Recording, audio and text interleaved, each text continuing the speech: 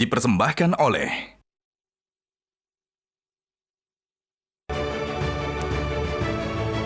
Ketemu lagi di Hot Room. Berikut ini kita akan melihat dulu video tanggapan masyarakat dan juru parkir atas keadaan parkir di negara kita ini. Silakan. Sebenarnya sih setuju nggak setuju. Maksudnya kalau dari pihak minimarket kita sudah ada tulisan menggratiskan itu sebenarnya tidak berhak sih ada tukang parkir gitu. Tapi kalau tergantung kebijakan karena kan minimarket itu udah bayar pajak sama beserta parkir ya, jadi makanya digratiskan. Kayak orang yang untuk beli di situ nggak harus wajib membayar gitu. Cuman kalau tukang parkir liar tanpa izin, cuman langsung memalak gitu, udah ini kita parkir dia nggak ada, begitu kita keluar dia tahu-tahu muncul, itu memang mengganggu sih seperti itu. Yang begitu mesti ditertibkan lah. Ya gimana ya, kalau kita bilang kita setuju ya kita kagak ada penghasilan, kita bilang kita setuju ya takutnya ada pencurian, nanti siapa yang mau tanggung jawab? Kalau saya sih sangat tidak setuju ya, karena ini mata pencaharian kita sehari-hari. Kalau tidak ada pada pencaharian kita nggak mau ngasih keluarga, nggak ada gitu. Emang satu-satunya ini pencaharian kita setiap hari di sini. Kalau gitu saya tanya dulu Pak Juru Parkir dulu, Pak Sarif Husen. Anda parkir liar atau bukan? Parkir liar. Parkir liar? Iya, Pak. Berapa dapat sehari? Dan Anda setor nggak ke Ormas atau ke Kepala Disub Perhubungan atau kemana duitnya? Kalau untuk setoran tidak ada, Pak. Oh, tidak ada? Tidak ada. Jadi? Ya kita kelola sama-sama aja. Yuk bisa dapat berapa orang? Ini daerah mana kamu mengelola? Di sini, Pak, di Kudaya Duri, Pak. Itu berapa orang di satu komplek itu? Kita berdua. Berdua? Berdua. Yuk bisa dapat sehari? Berapa dapat sehari? Ya tergantung ramai atau sepinya, Pak. Apa? Tergantung ramai atau sepinya. Kira-kira maksimum yang pernah dapat berapa duit? Ya bisa 100 lebih. Atau bahkan di bawah 100.000. Terus ada peributan antar preman enggak lahan parkirnya? Oh, alhamdulillah tempat saya tidak. Hah? Tidak. Atau kamu yang ada golok besar di sampingmu? Ya, Pak. Yakin lo nggak ada? Nggak ada, Pak. Ya? Kalau saya atau misalnya cewek datang, Anda datang ke kaca minta uang parkir, dia rambutmu aja orang udah takut. Gimana itu? Ya kita kan di situ, Pak, tidak memaksa juga, Pak. Kalau bagi yang memberi kita terima, bagi yang enggak ya silakan aja, nggak ada. Pernah nggak nagih di atas 5.000? Nggak pernah, Pak. Ya? Sama sekali nggak pernah. Nggak pernah? Nggak pernah. Terus di belakang kalian bukannya ada ormas? Nggak ada, Pak. Sama sekali nggak ada. Oh.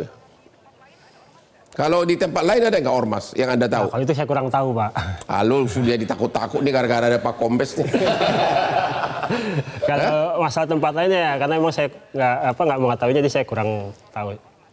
Ada tahu nggak? Juru parkir lain memang ada setorannya ke ormas. Ya sempat. Geng-geng di situ. Kalau di daerah saya tidak ada sama sekali, Pak. Yang Anda tahu ada nggak? Ya, kalau tempat luar mungkin saya pernah lihat waktu singgah atau apa, kan saya termasuk driver ojol juga. Ya. Sambil parkir sambil ojol juga. Ya, terus yang Anda lihat apa? Ya pernah ada yang pakai ada bawa-bawa pakai kaos ormas gitu. Ya. Yang Anda tahu pembagiannya gimana? Berapa persen untuk ormas, berapa untuk juru parkirnya? Kalau itu saya nggak nanya, Pak. Oh, ya? Kurang etis, Pak, sama-sama juru parkir, Pak.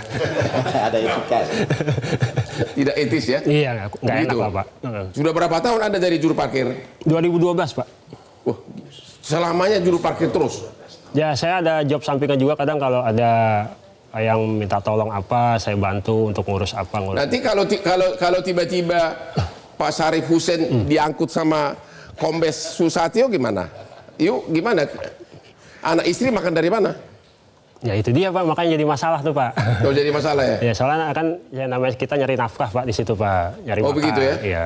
Oh, nanti saya sudah selesai acara ini, ambil foto dengan Pak Kombes. Setiap Anda mau ditangkap, tunjukkan ya. Pasang di. Jadi begini Bang Hotman, terkait penertiban parkir, juru parkir liar, Pak Gubernur itu sudah berpesan bahwa tindakannya harus humanis, kemudian penyelesaiannya tidak hanya di hilir tapi dari hulu. Ya. Nah, oleh sebab itu yang kami lakukan adalah melakukan koordinasi, kami cek ke Dinas Tenaga Kerja. Ada tidak biaya untuk pendidikan dan pelatihan, sehingga para juru parkir setelah kami lakukan pembinaan selama sebulan ini, pembinaan, diedukasi, diberikan pemahaman, kemudian kami data. Kami data, kemudian datanya dikumpulkan, kami koordinasi dengan Dinas Tenaga Kerja, di sana dipetakan, diprofiling, seperti Pak Syarif Hussein, kira-kira dari sisi passionnya kemana. Ini disalurkan sesuai dengan bakatnya nanti untuk diklat. Didiklatkan sehingga Pak Syarif Hussein ini menjadi tenaga terampil yang siap disalurkan. Artinya tidak juru parkir lagi? Bisa jadi tidak juru parkir, karena tadi misalnya saya tadinya ojol Pak, ini dipertajam bagaimana agar prinsip kegiatannya. Kalau gitu Pak Hasan Basri, apa tadi yang disebutkan oleh Kasubdit Perhubungan ini realistis nggak? Bisa nggak diatasi parkirnya? Enggak juga sih menurut saya. Nggak realistis? Iya, karena apa? Ini kan menyangkut kehidupan masyarakat. Ada dananya nggak untuk itu? Ada dana pelatihan dan berapa orang? Kalau pelatihan ada dana, di Dinas Tenaga Kerja ada dana. Ya. Tetapi semua juru parkir ini kan tidak, ada yang sudah tua Bang. Ya.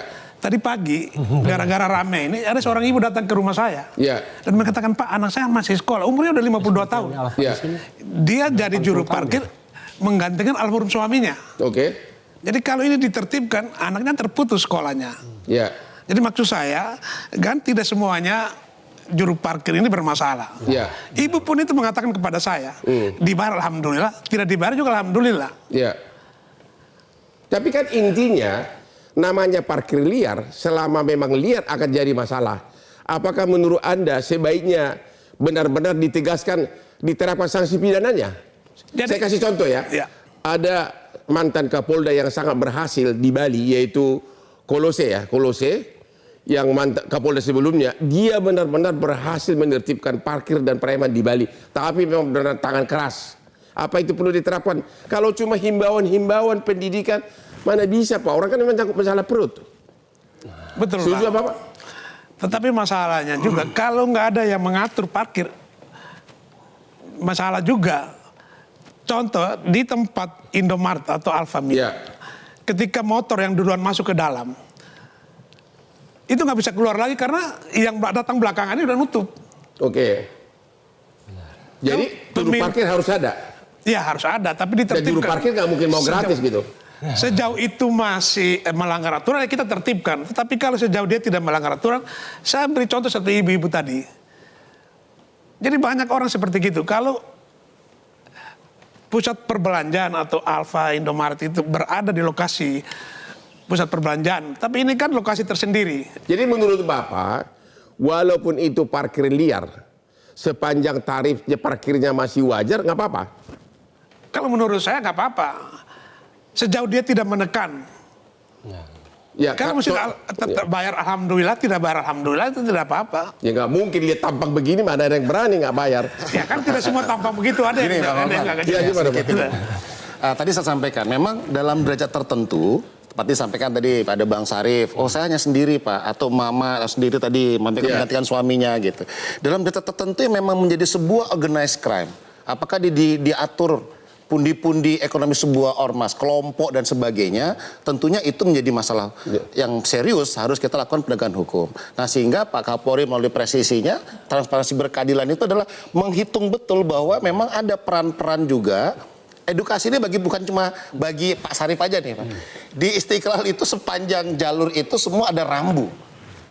Mereka inginnya, masyarakat itu inginnya bisa parkir sedekat-dekatnya. Mungkin kalau bisa masuk depan masjidnya itu Pak. Nah itulah menyebabkan ada peluang di sana sehingga warga melihat, oh ya berarti saya harus jadi tukang parkirnya. Kemudian dimanfaatkanlah peluang itu, akhirnya sebuah niat untuk mengatur. Namun sayangnya ketika mereka sudah menerapkan tarif yang sangat tinggi dan tidak wajar dan itu meresahkan. Nah sehingga memang terjadi bagi saya sebuah kontestasi kewenangan nih Pak. Ada kewenangannya Disub, ada kewenangan Satpol PP, ada kewenangan kepolisian di sana terkait dengan penanganan parkir liar ini. Namun tentunya kontestasi itu harus menjadi sebuah sinergitas bagaimana semua rangkaian itu bisa dipahami dan bisa menyelesaikan masalah. Terima kasih. Parkir. Pak Ahmad Nur Hidayat. yang juru parkir itu kan preman-preman, ya, yang tersebar di penjuru di mana-mana. Coba kayak beliau ini nih, ya. Ini diedukasi. Saya kira ya bukan preman sih sebenarnya, tapi tampang preman. Ya, diedukasi orang kayak gini ada gunanya nggak? Saya kira Contoh, ini ada pertanyaan. Saya kira gini, Bang. Maksud di akal nggak itu?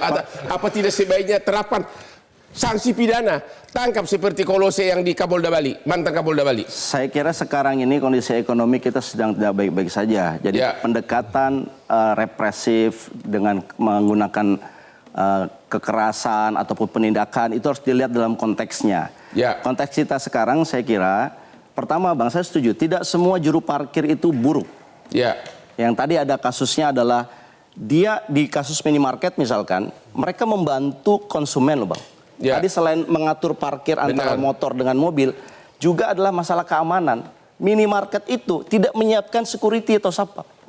Jadi si customer datang juga dia khawatir was-was. Tapi begitu ada juru parkirnya, entah itu disebut liar ataupun resmi, mereka mendapatkan manfaat. Dan saya kira banyak tempat di minimarket itu tidak digunakan tarif. Itu yang pertama Bang. Yang kedua saya ingin sampaikan bahwa memang kita punya persoalan ekonomi. Juru parkir ini kan jadi muncul karena orang tidak punya pekerjaan formal.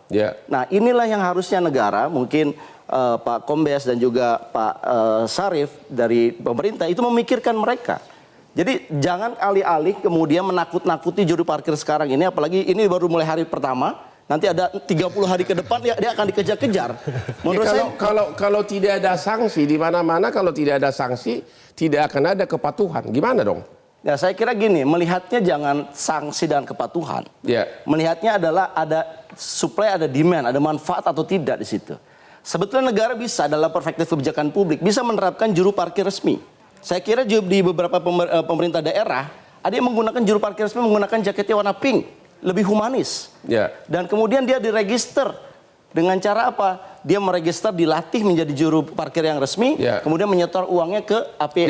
Jadi singkat aja. Jadi menurut Anda juru parkir liar pun itu tidak salah asalkan menagihnya itu yang tarif yang wajar. Saya kira juru parkir liar itu perlu diresmikan dengan tarif yang wajar. Kalaupun tidak resmi selama masih berperilaku sopan dan wajar masih oke. Masih oke, Pak. Masih oke saya kira. Masih oke terus. Temu lagi di hot room.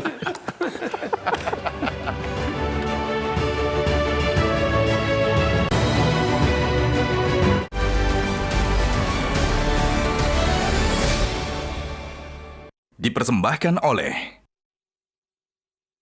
Jelajahi cara baru mendapatkan informasi. Download Metro TV Extend sekarang.